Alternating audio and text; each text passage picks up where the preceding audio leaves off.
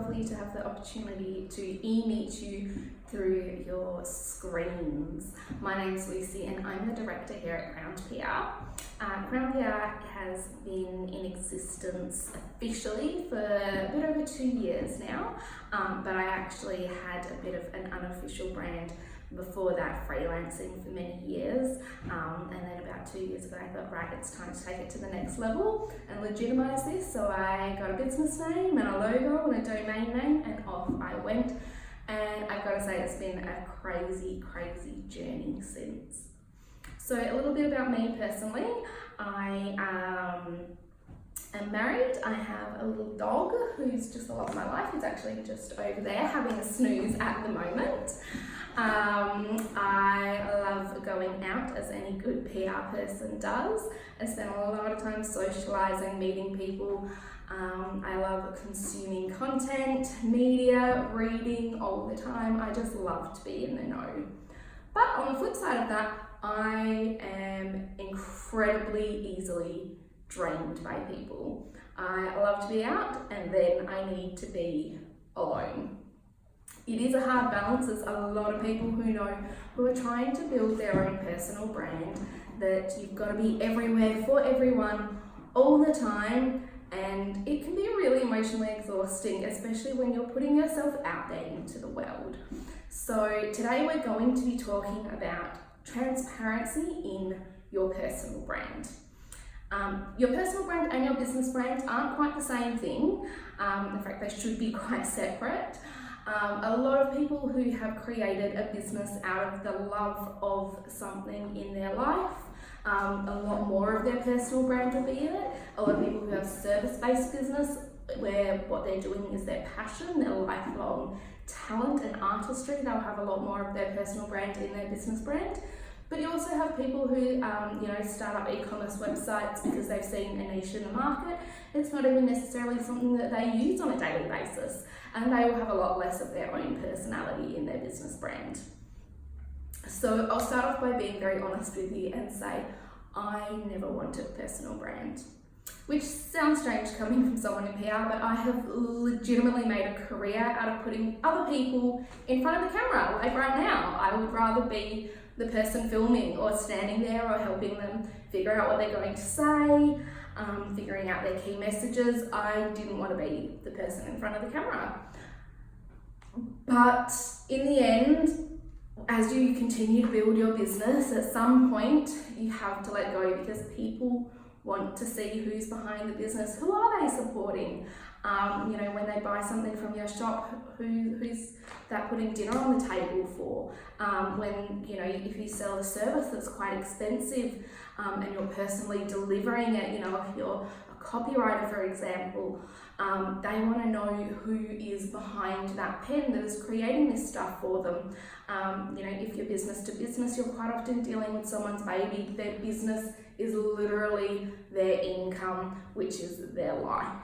So in the end, whether you like to or not, you are going to have to put some of yourself out on the table. But I have some good news for you. Transparency does not equal warts and all. Yes, you should be open, you should be honest, but you don't have to tell it all. You don't have to. I know there's lots of people that we see on Instagram and YouTube, and they're just telling us everything about their lives, which is wonderful because that's their brand, but it's not a requirement. We don't need to see you, putting your mask on every week, or hearing you talk about what a tough time you're having at the moment because one of your kids is sick. If that's what you want to do, fantastic, but it is definitely not a requirement of building a personal brand. If you want to keep that stuff separate, that is fine. You talk about what is comfortable for you. You need to be vulnerable with your audience, but that can take steps. Vulnerability goes two ways. Your audience will start to open up to you as well, and you'll feel more comfortable being a little bit more vulnerable with them. So it's okay to take it slowly.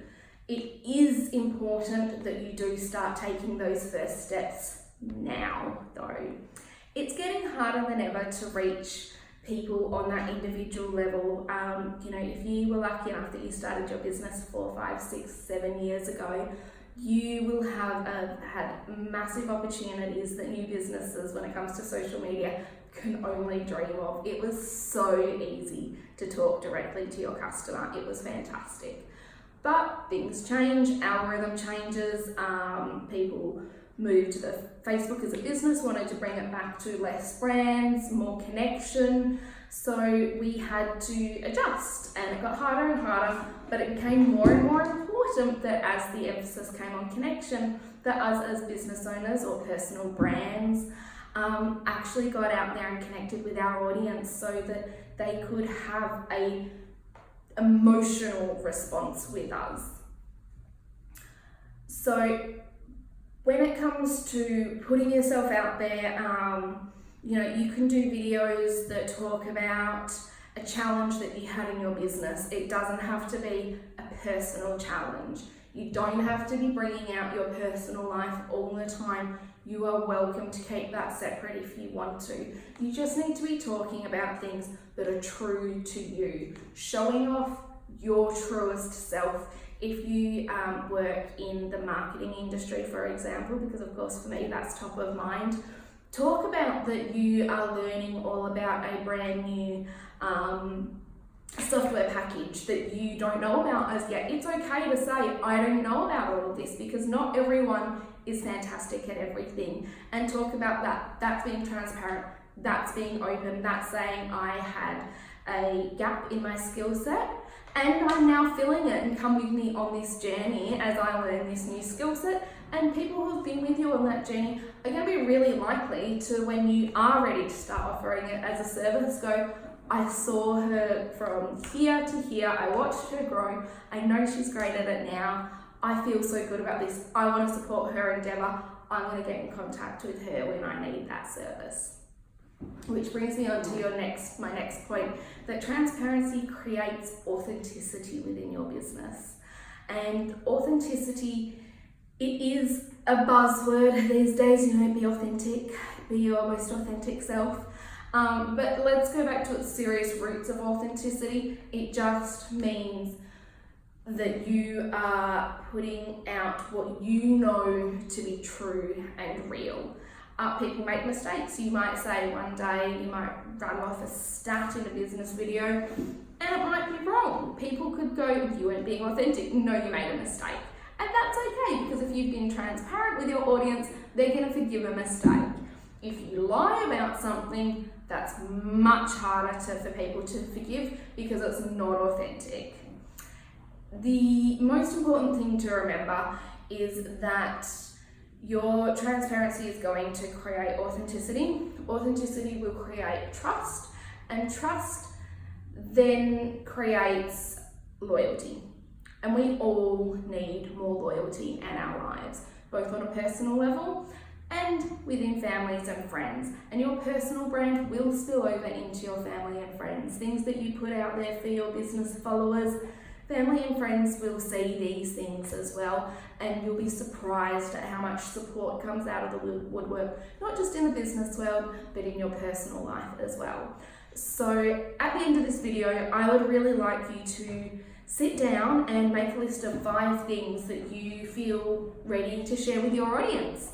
And if you're comfortable, I would love you to share them with me. My direct email, you can talk directly to me, is lucy@crownedpr.net. Send me an email and say, I'm ready to share these things, and I'm happy to help you work out the best ways to share them with your audience and really evaluate what you're looking to gain from that sharing. And then that will get you on the beginning of your journey of giving a little bit and getting a little bit to watch your audience grow in a loyal, true manner.